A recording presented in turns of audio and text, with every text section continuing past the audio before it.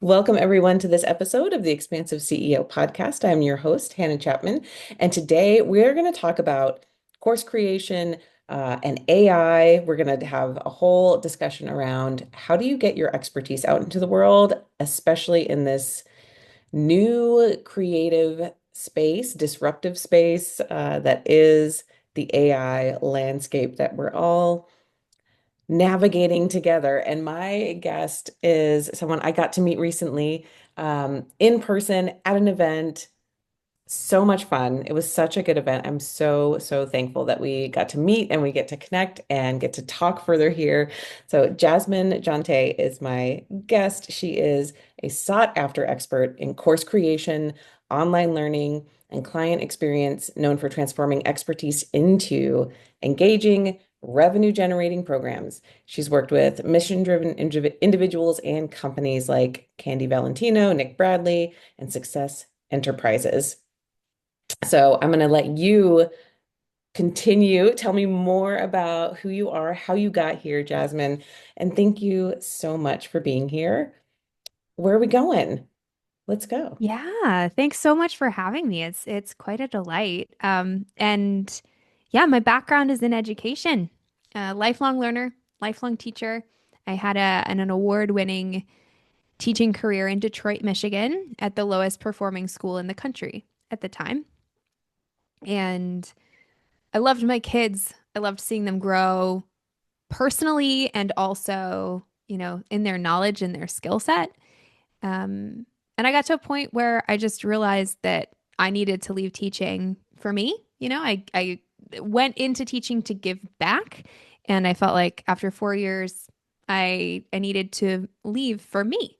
And so ever since I transitioned into online education, and it's one of those entrepreneurial journeys. There's ups and there's downs, and it took me a lot of different niche hops to get to where I am now. But now I have an agency, and we build online programs for experts, authors, speakers, entrepreneurs. Um, and yeah, still in that place of helping people develop themselves as people and also their skills um, and their knowledge to transform. So same thing, just different people, and it looks a little different. I really love this space, just in general, because there are so many brilliant entrepreneurs out there and who have figured out they're teaching something, they're working with their clients one-on-one, they're truly helping people in really important ways. And then there's like they're from the financial standpoint, right? I get to see the behind the scenes of the finances of a lot of businesses. And there gets to be a point for a lot of people who are coaches or teachers or service providers where it's just like they can't replicate themselves anymore. They can't continue, like they only have so much time. They only, not everyone wants to charge $100,000 a year to work with them, right? Like there's this very needed space for helping other people learn things that are going to help improve their lives. And I feel like you are right at that forefront of like helping these brilliant entrepreneurs, brilliant creators actually create a course or a digital learning experience that's going to help a lot more people where it's really, I've done it before. It's really hard to do on your own. It's a lot of work. It's a lot of work. It's a lot of work. And it's a lot of like micro skills that you don't realize you need, right? Like on every project, we have an instructional designer, which most people don't realize that just because you know something doesn't mean you know how to teach that something. Like teaching is a skill, and it's very different than working with someone on one-on-one and Q&A with them. I mean, it's like when you're doing in that format where it's one-on-one, it's like you have 100 files in your brain, and it's, oh, I'm talking to Hannah. Hannah needs file 86, and I just hand it to you. But when you're working with a group, you need to know what's the 10 files that everyone needs and what's the order and sequence to put them in so that they get the result without having that touch point, that feedback, at least not at that one on one personalization level. And so instructional design is a skill. And I think it's a really dangerous phrase out there on the internet. Just teach what you know. I don't think that it's not as easy as people like to say. And so that's instructional design, but it's also there's graphics, there's videography, there's video editing, there's online portals, there's, AI agents to build. There's like so many different micro skills you need to create a learning experience.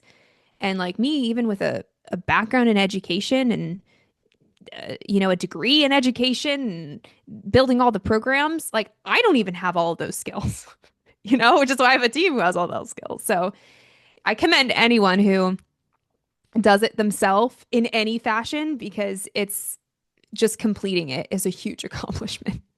Hmm. Oh, yeah. I mean, I can speak from experience from having built the Expansive CEO program and having some help with it. I didn't do it all the way by myself, but I did do a lot of it, and even just the like, the amount of work that goes in. And like you said, and even I built it twice. Actually, I recorded it once and then Hmm. like, okay, well, that's not going to be how I want it to actually deliver to everyone else. So I recorded it again. And yeah, there's a lot to do. And there are so many entrepreneurs who they they don't start because it's like overwhelmed to even think about, okay, I know there are all these steps that have to be done. And so I just am not going to start. Yep. What do you say to that? Or what do you hear out in the world? How are people interacting? Yeah, with you with yeah, what's happening with course creation right now? Yeah, I mean, as you touched on it in your intro, the hottest topic is AI and what is going to happen now that information is so readily available, right? Like we used to think that the information was the power. And honestly, I don't think it ever was, but the client base was not sophisticated enough to be able to see that the information was not the value. So if you think back to like, I don't know, back to like 2008 to 2012, maybe even 2015, like there were a lot of courses out there that weren't super actionable, but they provided a lot of information and people found that valuable because it was curated in a way that they could understand a topic in depth in one place from one trusted source rather than going to the internet and Google and like reading all these blogs and trying to figure out how to get some kind of result, right? So just having the information curated was valuable. And now we can just go to ChatGPT or whatever LLM you use and get all the information. So the question is becoming more than ever, how do we create the transformation? And as I said, people used to think that information would guarantee transformation because we were all brought up with like, education is the way, go to college, you can always educate yourself as a way to get better. And now people are starting to realize, actually, I can have all the information in the world at my fingertips, and it doesn't mean I'm going to get the result I want to get. Mhm. So most people think that they're scared. They're coming to me scared because of AI when they don't realize that because they do have this information curated in their voice, in their tone, with their experience to back it up, that's actually what gives you the best setup to be successful in the world of AI. So that thing that they're scared about, that's actually the key to unlock their next level, which isn't it always that way? Usually, yes, right? Like Yeah. the thing that we're afraid of. Well, and then the other piece that I think is really important in this AI discussion, and I have an interesting um perspective with it also with my husband who works a lot with AI. He literally works within agentic AI and with ServiceNow development. And so like he literally builds, AI bots and how they find information, how they integrate information and then help or not help the Yeah. client on the other side. And one of the most important things that he says all the time, I really need to have him on the podcast and we can just talk about it, is that AI can only really give us back what clean information if it has clean information to start from, clean information to scrub, clean information um, to build its own, thing on top of. And so AI is not and has not been so far this thing that's going to just like extract someone's brain and recreate everything and be able to have like forward thinking. It really is only based on what has already been provided to it. Hmm. And that's what it can do the next best guess based on here's all the stuff that's been provided to me so far. And so is it powerful? Absolutely. Is it a tool that we can use to make things easier? Absolutely, 100%. Is it going to take over the learning space? It can't because it doesn't have, again, it's not predicting the future. It's just predicting the next step based on what came before. And so when we're talking about AI in this space, how do you use it again as a tool? Like how do we open it up as a tool to be helpful versus like giving it more credit than it actually is due, I think, at this point. Yeah, it's interesting that, well, to answer your question, there's two ways we can talk about this. We can talk about this from the perspective of like, I am a business owner and I use it in my business, right? And also from the perspective of we build programs and we build AI tools for students going through programs, right? So there's kind of two layers here. Um, but to your point around it's only using what you give it, it can only work with as much information as you're willing to give it. Well, just like all of my clients don't know instructional design, if they're not telling AI how to operate and giving it instructional design frameworks that work for their industry, for their ideal client, for how they learn, you're going to get garbage lessons. You're going to get garbage content. And Yep. now it's funny because people will like send me their AI course outline and it's just so bad. They're just so bad. It's like you should have just done this from scratch, Boo Thing. Like it would have been potentially better than working with AI. Um, so even like a lot of the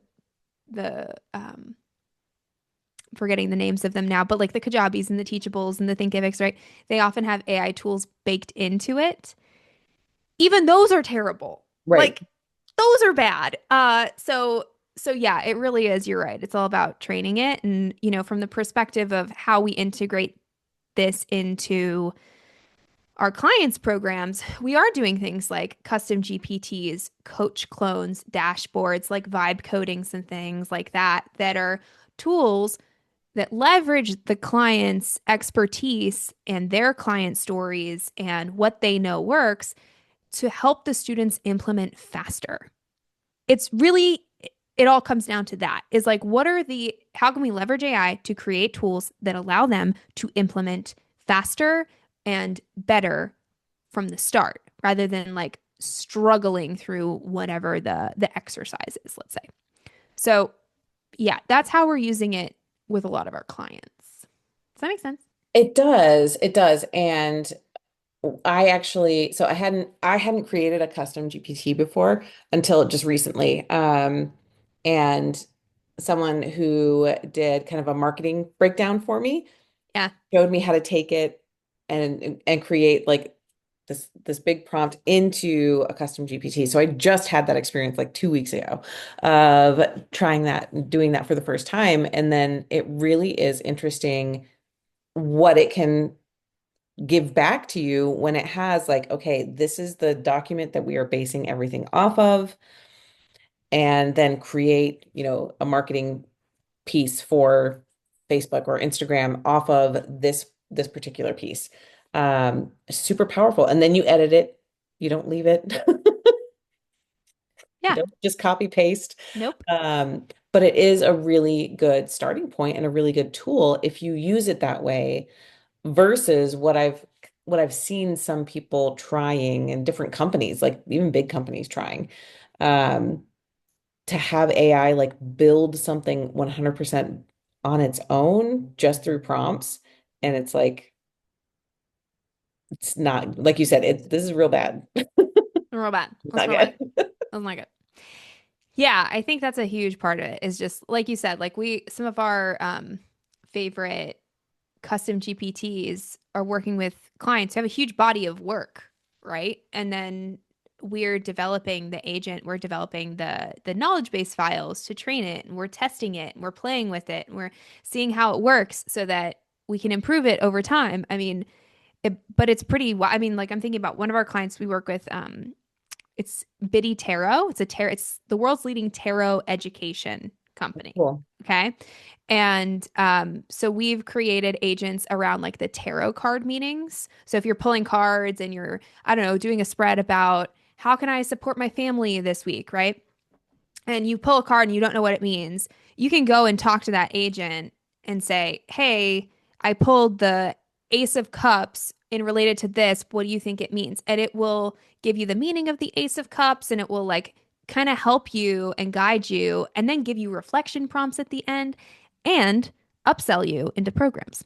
So it's like this really magical thing. I mean, like on the platform we're on, they've told us that we have like one of the most used AI agents on the entirety of this whole platform.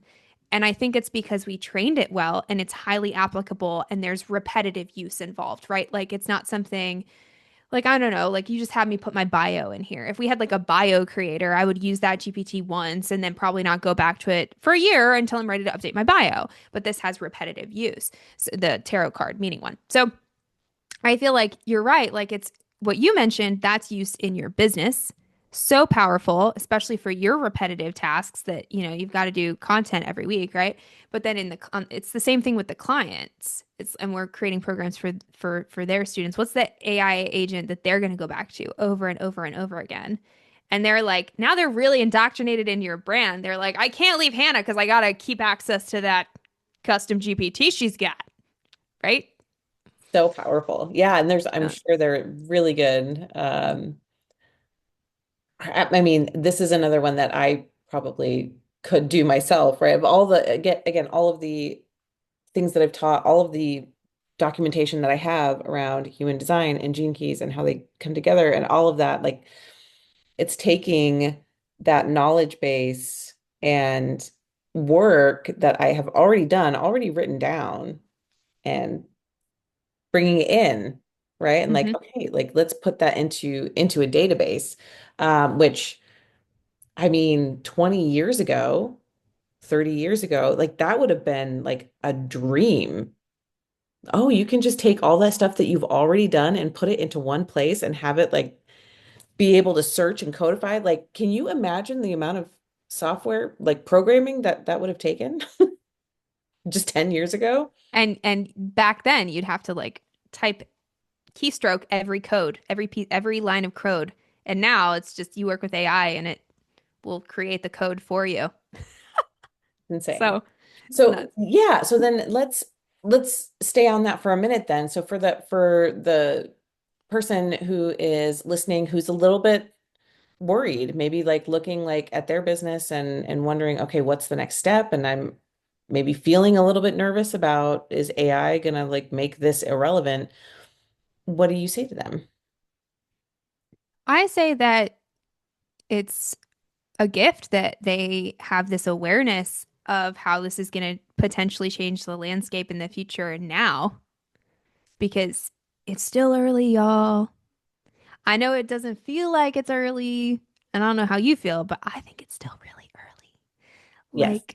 Like still so we're still very much early adopters, right? And so if you can jump on the bandwagon now when everyone else finally gets over their fear and wants to join, it's almost too late, you know?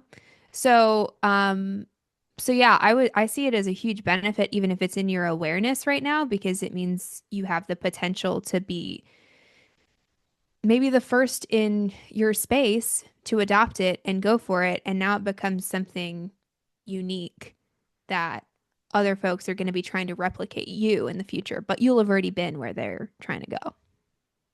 It's so true. And it's, looking from a financial standpoint and from a investment standpoint and like not making any single recommendations whatsoever, just so that's super clear for compliance reasons. AI is still very much in its infancy and it's still very much in its developmental phase. Even from, the companies, if we look at business cycle wise, AI is still in the infrastructure building phase. We're starting to get into the application phase, but um, my chief investment officer and I, Brad Haynes, we did a podcast. I don't, it may have even been last year. It was a while ago. I need to come back to it, and we need to do a refresh on the innovation cycle. Yeah. Literally everything goes through an innovation cycle where it starts, like the infrastructure starts, then the application starts, and then it goes through a couple more phases, and finally it gets to like the federal government basically is like the last piece, and we can see that, right? Like they're the last agencies to be letting go of fax machines, right? So Yeah. yeah, the innovation cycle has its wave. And we are still right at the, like infrastructure and application. It's got a whole 75% of the wave left to go. Um, and we don't know all the ways that this is going to shift and integrate into our lives. We can see some applications now, and then there are some people, if you're listening, this is another big thing that I like to really remind people. There are always going to be, talking heads online and on the podcasts and whatever, like making you feel like it's already too late, or like doomsday situations, or you've already missed it, or you know what? That is absolutely not the case. If someone's trying to sell you in fear, like that's a nope for me anyway. I'm like, no, thank you. Because you're trying to scare me into this, but also it's just not true at this point. There's a lot of things that AI can do, again, as a tool, and then there's a lot of stuff that it's really not good at yet. And just, 100%. right? It's just like, let's learn how to utilize it responsibly. Yeah, responsibly is a good way to put that. So Hmm. that you are still your voice, your content, your vision is still at the forefront and still the thing guiding it, right? Hmm. Absolutely. Because that's why reason people came to you is really anything that any of us teaches is taught by other people. And thank God, because if it weren't, it's probably a niche that makes no money. Like, you know what I mean? Like really and truly, like if you're doing anything that's making money, I guarantee someone else is also doing that thing because it's making money. So that means there's always someone doing the same what that we do, but they don't do it with your energy, with your experience, how you say things, and that uniqueness when you have a body of work is carried through, that energy is carried through into any kind of AI tool that you create or leverage. And yeah, so I think that it's like hugely important because some I've seen some clients have a little bit of an identity crisis of like, oh my gosh, should I keep doing this? Because I'm looking down the road and I think AI is just going to defeat me. And it's like AI couldn't ever defeat you. Like AI is only as good as you are. Right, right. And if we don't, this is the other thing with it, is if we don't continue to innovate, it's literally taking from human thought, right? Hmm. It's researching from all the books that humans have written, over the last, I don't know, since the written word began, right? Everything Hmm. that's available online. And it doesn't have access to what is currently in your brain. It doesn't have access to the thoughts and the synergies and the way that you're like, oh, I see this over here and this over here, and I'm going to put it together in a new way. That's not on the internet yet. That's not written down yet. So AI can't go find that. yet. Hmm. It's always going to be behind those people who are visionary, creative thinkers. So I think that's also another space that we need to be really just like understand. It's not reading your mind. It's only giving you back again what you put into it in the first Hmm. place. Hmm. And the beautiful thing about that is it does allow us to kind of offload these less less exciting, less creative tasks that are things that we have to do for whatever reason. And then in that space, we can actually create more of more more space for us to be human, right? More space for us to create experiences that other humans are going to love. And like with the I think with the rise of AI comes the rise of people desiring connection, right? Hmm. And the truth is, in the if I look, 3, 4 years ago, it took so much effort to get the information out there that there wasn't any time or energy or space to focus on the connection. But now, because this takes less time to get the information out there, we have more space for connection. So, yeah, I see it as a net positive all the way around. I think so too. I mean, overall, once we like figure out how to coexist with and use it as a tool rather than like Yeah. not using it as an like fully outsourcing, Hmm. like that's just not what it's going to do. But from in that space, so especially if we're talking about course creation and the future of business and what does that look like? What does it look like to you then also? If people are creating courses, what for me, I'm also feeling like the human connection is actually the most important part. So how are you framing that for clients, like in the offerings that they're creating? Yeah, we talk a lot about what I call support structures.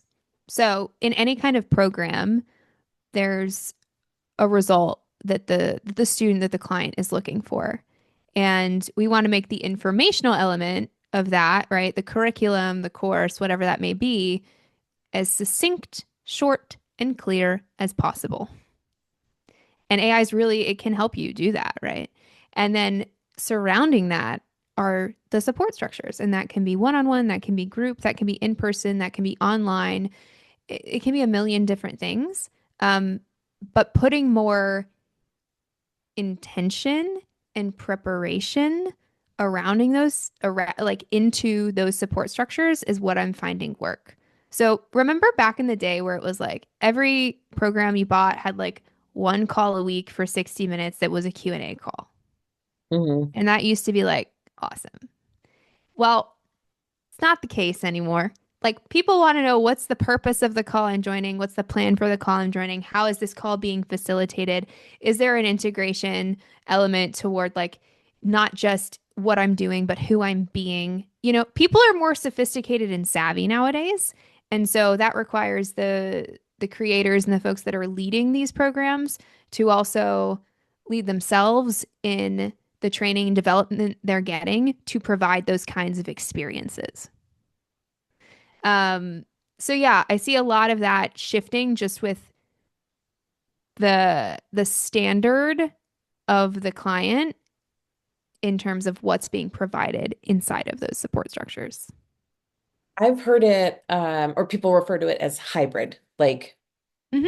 really, really like hybridizing the approach, whether it's group programs that have elements of one-on-one or retreat in-person element, what all of those things, which I did with a one of my good friends last year. We ran a program that had a retreat, like an in-person retreat that came with it as well, which was one of the most powerful experiences of the entire thing, right? Was that like getting to be in person with a group of amazing women. It just amplifies the transformation so much more. To the point where it was like, oh, we probably should have done that earlier in the year rather than towards the end. Right? Like one of those things, but it really also highlighted how important that was between actually what we did. We had the group meetings, we had one-on-ones throughout like a quarterly one-on-one throughout the year, and then the in-person retreat as well. Um, and that was, I mean, it was a beautiful experience for everyone. And what I'm thinking of is like, what if course creation could be the same, right? Is it that same type of approach? Like, what are all the prongs of the program that are actually going to get people to that transformation that you're hoping to share with them? Yeah. I mean, that's why we call it learning experience design, Ooh, is because there is like this experience factor and like what else are we including in this experience and when are these different support structures or offer elements like activated and how does the whole journey weave together? And I think retreats can be super powerful, especially inside of a longer container where people's commitment is naturally higher. I know that I have failed miserably to launch retreats in the past. And I think that was an element of it because it was like a one-off retreat where people weren't like really committed to a larger vision. But the other element to really consider across all your support structures is who's your ideal client. And I learned through doing the market research after that offer failing, all of my clients were like, it's really hard for me to leave my kids for as long as you were asking on this retreat. So it's like you got to kind of know what your people want. Another example of that is for the really busy, like 7-figure entrepreneur, a lot of times they don't want calls. They want async support. Like they want to know they can send you something and you'll give them a Loom clap back. You know what I mean? Like that's what they want. So I feel like there are so many different opportunities and it's aligning with, yeah, like what is the larger client journey? How are we connecting these structures into that longer client journey? And how do these support structures connect with the ideal client in the program? Making sure like that's aligned. yeah, that's it's such a good point to know your particular client. Because yeah, if you're trying to launch a parenting course for moms with toddlers, that's gonna be a totally different thing than, yeah, I don't know. I can't even think of one off the top of my head. Then one of my courses where it's like, here, have a figure out your finances. It's very different. Very Mm-hmm. different. Um, and such a good point too, like the retreat piece of like, oh yeah, we can't leave that long. Even for me now, my kids are 10, 12, and 14. And I can leave for longer, but when people are like, oh, it's going to be 5 days and it's going to be a whole week, and I'm like, that means my husband is going to have to do drop off and pick up and dinner and all the things. Like he can do that. He's capable, fully functioning human. He can do all of that. But we usually split that up, right? Mm-hmm. Like Yeah. we do it together and we each take part. And so for either of us, like if someone's asking us to be gone for a week, it's like, okay, we're gonna have to work that out. I'm gonna have to find some support for my partner Mm-hmm. because that's a big ask for me to be gone Mm-hmm. for that long. Especially during the school year, right? And that's just being aware of that and wondering, yeah, if you're like, why isn't this working? Like, well, Mm-hmm. yeah, Yeah. maybe. Yeah. Mm-hmm. It's a lot. And I think too, like with like with parents, or if you have just a really busy client avatar, that's why like sometimes more support is not more. Hmm. Like having a call every week or, 2-hour calls or whatever it may be, sometimes that's like actually a con to the offer. It makes people not commit because they think they need to do all of those things in order to be successful. And they know they can't commit to all of those things. Right. So, yeah, there's a lot to be considered, both from like the sales perspective of like, this support and this support and this support and this support actually feels overwhelming. Versus I like to think like, what's the Goldilocks amount? Yeah, Like not too much, not too little, like just right. that's such Uh, a good point because I mean, what I see, tell me if this is what you see. Most entrepreneurs start from the space of wanting to give as much as possible. And there's even some coaches, and I've been coached on this before too, of like just give as much value as you possibly can. And so like it goes along, it also kind of goes with a not enough wound, right? There's some stuff under there to maybe explore. Um, but so many entrepreneurs are, yeah, they're like, I got to give more. I have to do more, or else, it's not going to be enough, or I'm not going to be able to charge as much. Or what do you see in that arena? It's interesting that comes up. After this call, I'm doing a referral party with a mastermind that I'm a part of, and I'm co-facilitating it. And that was not the plan. A week ago, there was someone else facilitating it. Okay. And this person bailed a week ago with like a public letter to his community that was like, essentially he's bowing out because he's been over giving to the point that he's totally burnt out. And he feels like he's just giving, giving, giving, and no one's giving back. Which is like, God, sucks, bro. Like, I'm so sorry you're going through that. And I think you're right. A lot of people, I've definitely had times and seasons of this in my career where we overgive as a way to like, feel like we're proving our value, Right. right? From this like self-worth wound, or I should say lack of self-worth wound. Um, And people definitely do that in their programs. They do it in their content by like, here's my 500 course library. Nobody freaking wants your 500 course library, bruh. Like nobody wants it. Nobody wants it. Or here's my one course with 5 modules, but they're an hour video, like they're an hour long. Nobody wants that. Or here's my hour course with my 300-page resource document. Like nobody wants you to overgive them content. Mm. But I think it's also true on the support structure side. And sometimes people overgive on support structures because they are feeling um, lack, like I would say, they're not feeling confident in their content. Oh, So they're like, I know my course sucks, or I don't have one. So I'm just gonna give all the freaking Q&A, or the community is going to be super overbuilt, or whatever I'm going to give them 3 retreats instead of 1 retreat because they know what they really need is a slam-in 45-minute program, but they feel overwhelmed in the concept of creating that. So I've seen it on both sides, and they do kind of sometimes there's a through line between them. If you're overgiving in one, it's because you feel like you're lacking somewhere else. ooh, interesting. That's a really good point. It's a really good point. I was going to bring up from a human design perspective, most people do not have a defined ego center or willpower center, which also leads to this sense of like having the question of the heart center, ego, willpower, is, am I enough? It's always asking the question, am I enough? Am I enough? Am I enough? Am I worth it? Am I worthy of this? Especially when it comes to monetary decisions, right? Like I'm afraid to charge more, or I'm afraid to charge at all, or I'm afraid to, tell someone what it costs to work with me.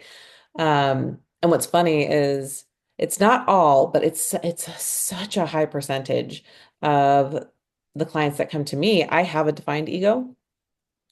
Um, but like I have, if I went and looked back at it, it's probably 80% at least of my clients have an undefined or open ego.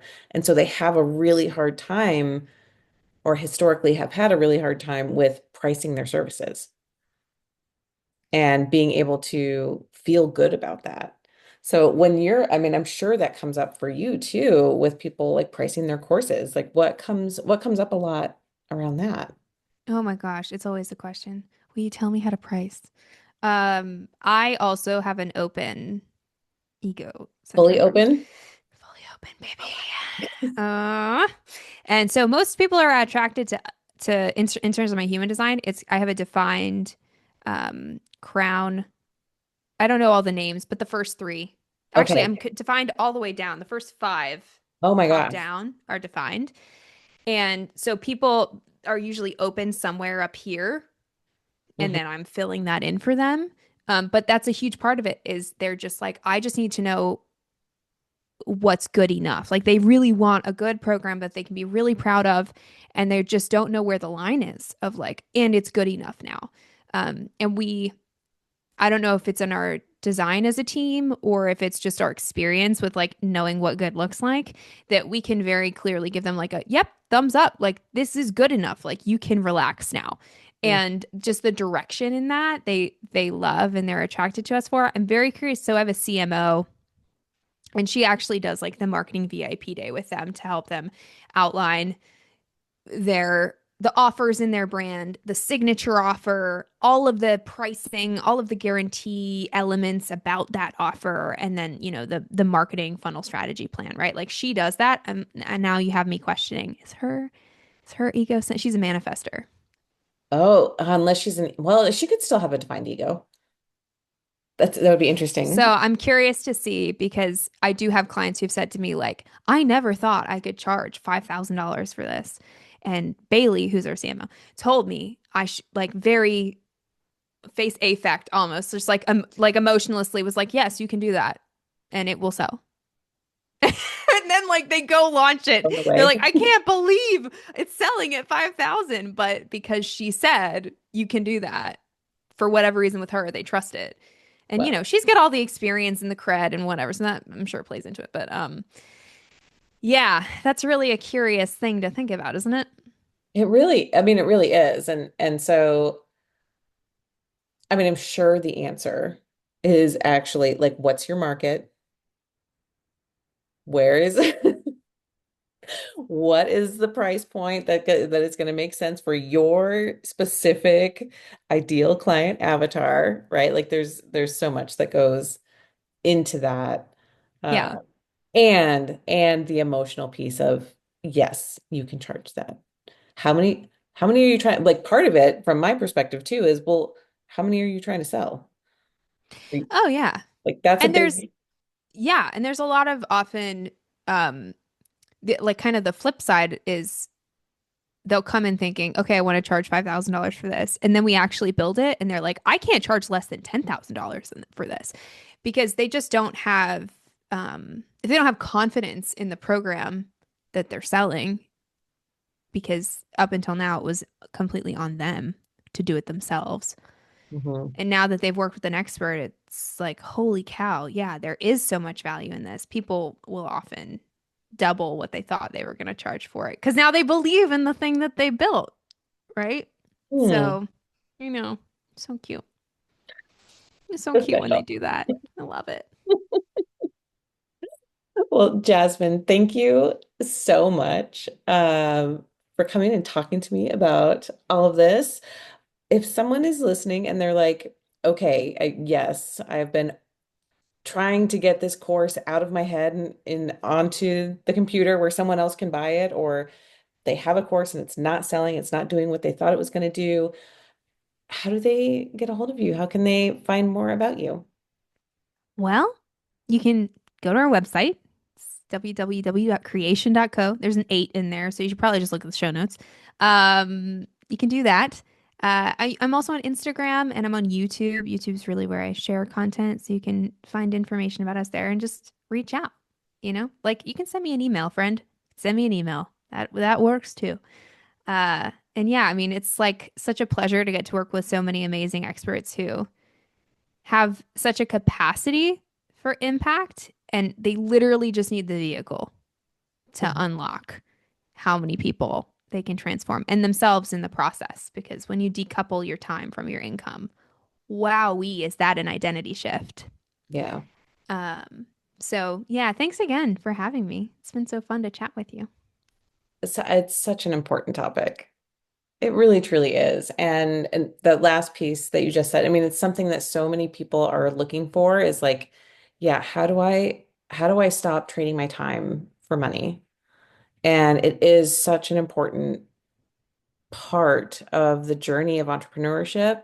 Um, because once you do that, once you do find ways, and there are lots of ways. Oh There are my lots gosh, of yeah. ways to do it. This is one, right? Mm-hmm.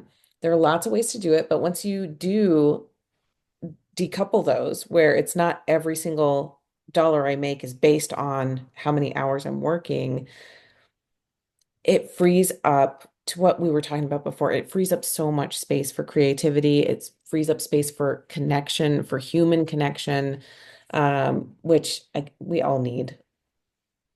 We Mm-hmm. all desperately need, truly, to just connect more, to see each other more. Um, and if you can do a thing that is helping people while you sleep, like that's pretty awesome. And then you get to connect more with your family, with your community, with yourself, whatever is needed. Mm-hmm. 100%. Mm. Thank you, Mm. Jasmine. As you said, all of those links will be in the show notes, so grab them down there if you need anything. And such a pleasure. Thank you so much. Yes.